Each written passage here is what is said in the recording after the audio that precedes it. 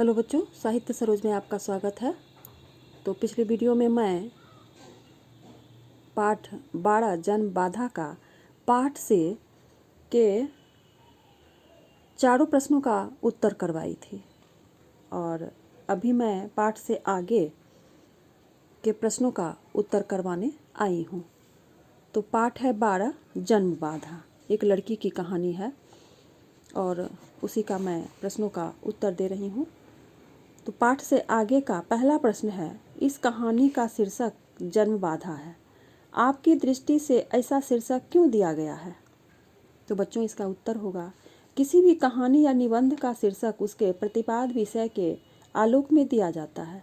इस कहानी का शीर्षक जन्म बाधा इसलिए दिया गया है क्योंकि लड़की होने के कारण गुड्डी पढ़ाई लिखाई से वंचित रह जाती है, जबकि बबलू, गुड्डू तथा मन्नू तीनों भाई पढ़ते लिखते हैं। उन पर परिवार की कोई जिम्मेदारी नहीं है, परंतु गुड्डी के लिए परिवार का हर काम करना आवश्यक है।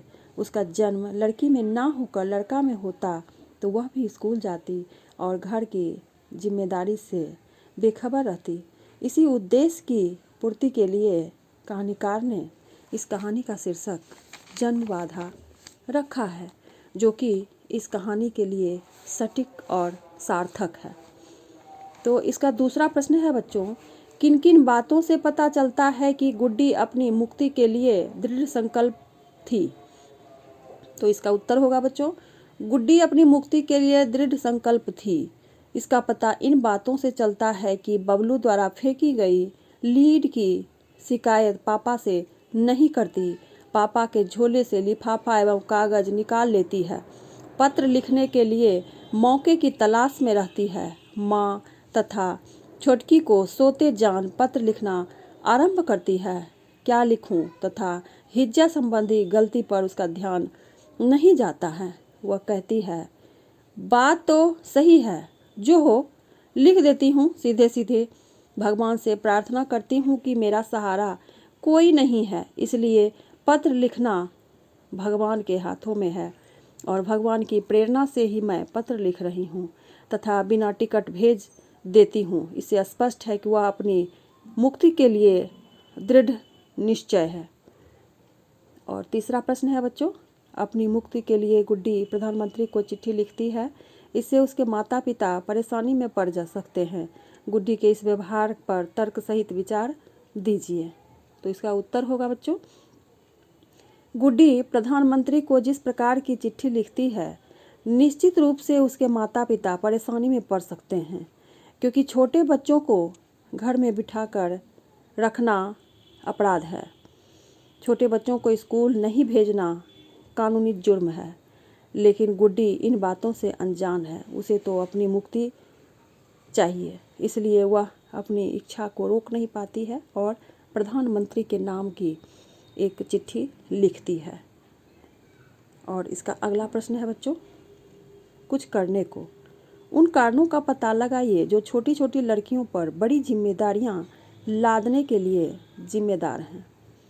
तो इसका उत्तर होगा बच्चों, छोटी छोटी लड़कियों पर जिम्मेदारियां लाद देने से हमारी परंपरागत सोच जिम्मेदार है। परंपरा से ही तो ये सब काम लड़कियों को करना पड़ता है। गुड्डी के माता पिता इसी परंपरा के शिकार हैं।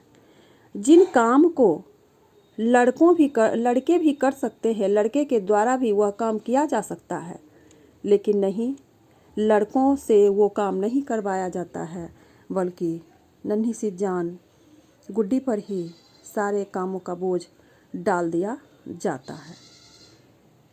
तो इसी संदर्भ में मैं अपना विचार रखना चाहती हूँ बच्चों कि लड़कियाँ समाज में लड़कों से ज़्यादा काम करती है, उन पर घर का भी बोझ रहता है, घर के कामों की जिम्मेदारियाँ होती है और वह अपनी खुद की पढ़ाई लिखाई भी करती है और छोटे भाई बहनों की देखभाल करती है, अपने माँ पिता की सेवा भी करती है, सामाजिक कार्य में वो अपनी भागीदारी भी देती है।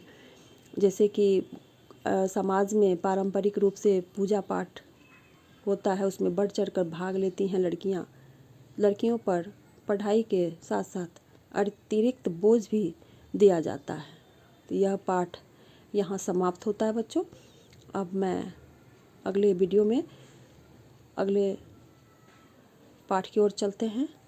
तब तक के लिए मेरे लाइक करना, सब्सक्राइब करना और पूरा वीडियो देखकर कमेंट भी करना बच्चों। तब तक के लिए जय हिंद, जय हिंदी।